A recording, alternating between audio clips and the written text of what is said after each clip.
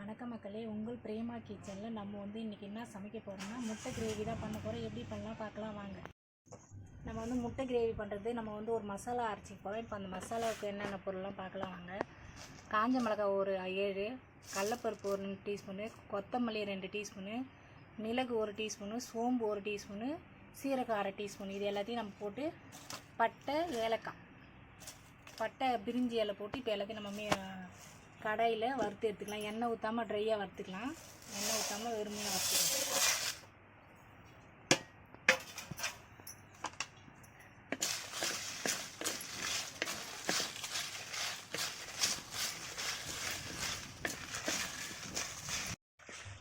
நம்ம போட்ட மசாலா நல்லா வறுந்துச்சு. இப்போ நம்ம எடுத்துக்க ஒரு பாத்திரத்தில் கூட்டிக்கலாம். தட்டில்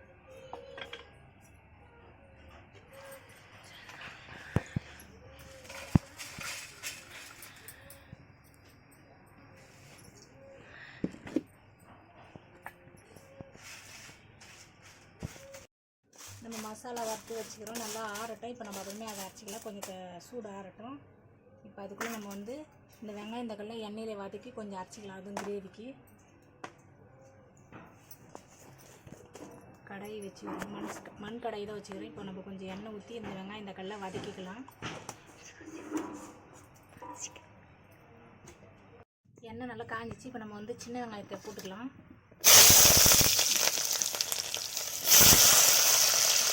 பூண்டு சேர்த்துக்கலாம், இஞ்சி சேர்த்துக்கலாம், தக்காளி சேர்த்துக்கலாம். இப்போ கொஞ்சம் வதக்கிக்கலாம்.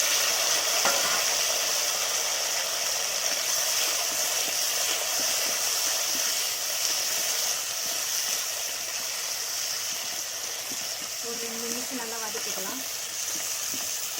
இப்போ நம்ம வெங்காயம் தக்காளியும் அது கூட போட்டுக்கலாம்.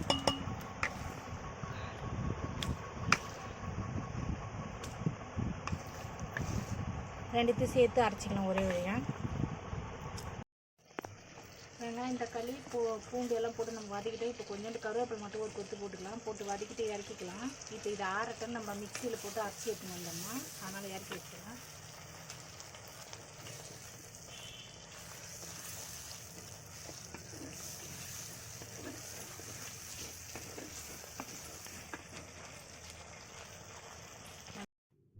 நம்ம மசாலா அரைச்சின்னு வந்தாச்சு. மிக்சியில் போட்டு இந்த அளவுக்கு அரைச்சா போதும். இப்போ நம்ம ஒரு தாளிப்புக்கு மண் கடாய் வச்சுக்கிறோம். இப்போ நம்ம எண்ணெய் ஊற்றிக்கலாம்.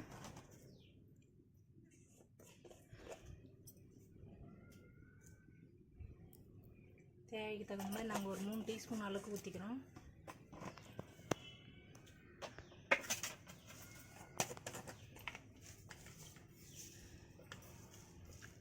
கடுகு ஒரு 1/4 டீஸ்பூன் போட்டுக்கலாம். கடுகு நல்லா பொரியட்டும்.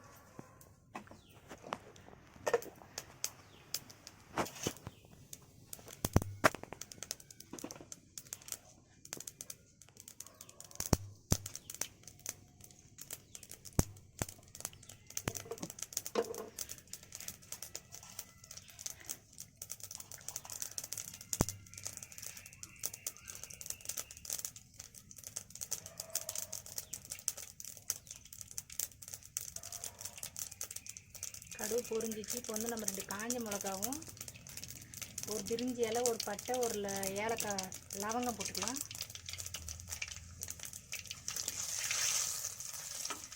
அடுத்தது தாளிப்புக்கு நம்ம சின்ன வெங்காயம் பெரிய வெட்டி வச்சுக்கிறோம். அது போட்டுக்கலாம். போட்டு நல்லா வதக்கிக்கலாம்.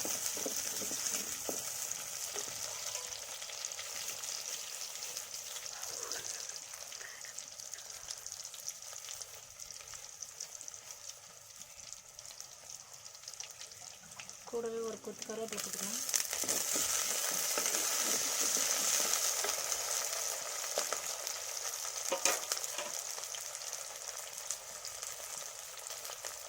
ஒரு 1/4 டீஸ்பூன் மஞ்சள்தூள் போட்டுக்கலாம்.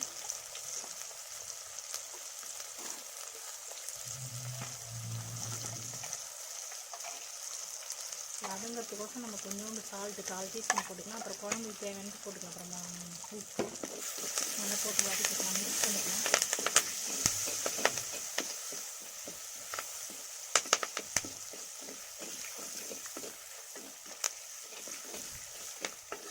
இப்போ நல்லா வெங்காயம் வதங்கிச்சு. நம்ம அரைச்சின்னு வந்த மசாலாவை வந்து இது கூட ஊற்றி நல்லா வதக்கிக்கலாம்.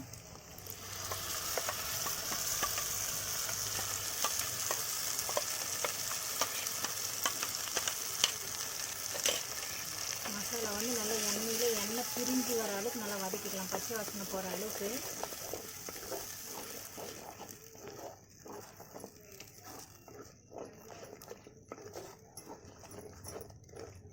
நல்லா கொஞ்சம் 2 நிமிஷம் வதக்கிக்கலாம். மசாலா நல்லா பச்சை வாசனை போயிடுச்சு. இப்போ வந்து நமக்கு தண்ணி கொஞ்சம் ஊற்றிக்கலாம். நம்ம மிக்சியில் அரைச்ச தண்ணியிலே கொஞ்சம் கழுவி ஊற்றிக்கலாம். தேவையான அளவுக்கு ஊற்றிக்கலாம் தண்ணி.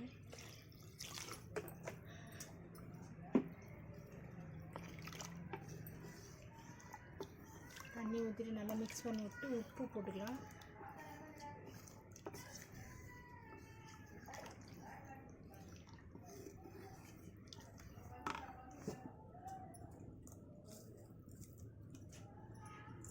நம்ம ஏற்கனவே கொஞ்சம் சால்ட்டு போட்டுக்கலாம். தேவையான அளவுக்கு ஒரு 1.5 டீஸ்பூன் அளவுக்கு கல் உப்பு போட்டுக்கலாம்.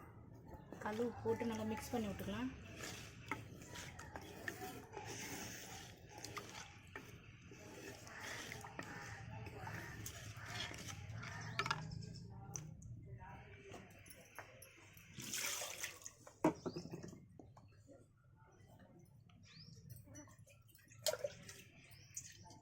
தண்ணி கொஞ்சம் குழம்பு திக்னஸாக இருக்குது, கொஞ்சம் இன்னொரு தண்ணி ஊற்றிக்கலாம். தண்ணி ஊற்றி வச்சு இப்போ கொஞ்சம் நல்லா கொதிக்கிட்ட ஒரு 5 நிமிஷம்.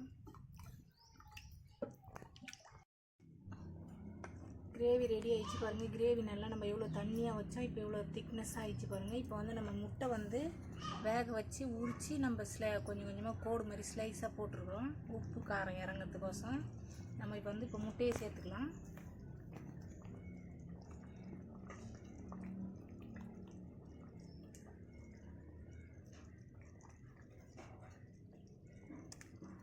முட்டை போட்டு வச்சு நல்லா ஒரு கிளறி விட்டு ஒரு 2 நிமிஷம் நல்லா கொதிக்க விட்டுக்கலாம். அந்த முட்டையில் வந்து உப்பு காரம் ஏறுறதுக்கோசம்.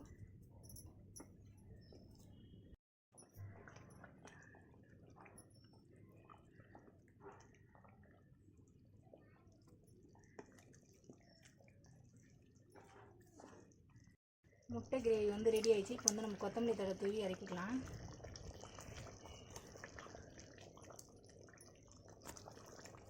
கொத்தமல்லி தழை போட்டு ஒரு கிளறி நம்ம இறக்கிக்கலாம்.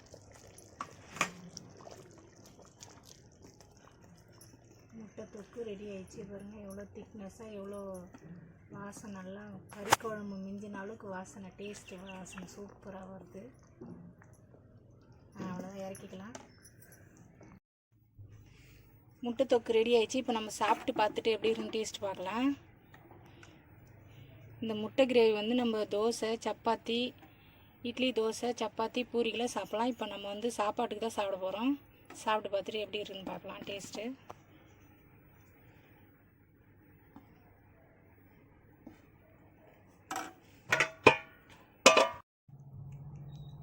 முட்டை தொக்கு ரெடி ஆயிடுச்சு. நம்ம வந்து இப்போ சாப்பிட்டு பார்த்துட்டு டேஸ்ட் எப்படின்னு பார்க்கலாம்.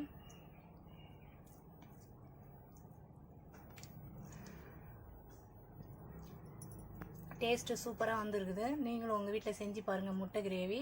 செஞ்சு பார்த்துட்டு எப்படி இருக்குன்னு சொல்லுங்கள். உங்கள் பிரேமா கிச்சன் சேனலை சப்ஸ்கிரைப் பண்ணுங்கள், வீடியோக்கு லைக் பண்ணுங்கள், ஷேர் பண்ணுங்கள், கமெண்ட் பண்ணுங்கள். வேறு ஒரு வீடியோவில் சந்திக்கலாம். பாய்.